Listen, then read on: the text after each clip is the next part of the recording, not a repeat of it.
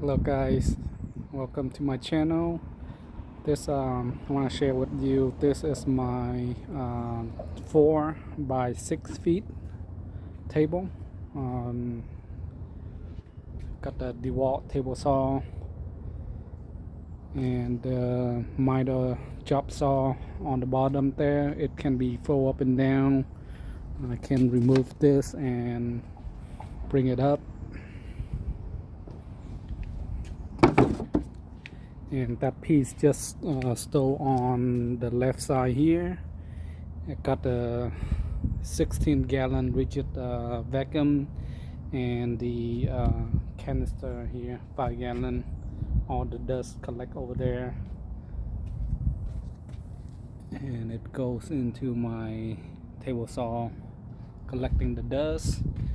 And I put all sort of stuff on the bottom.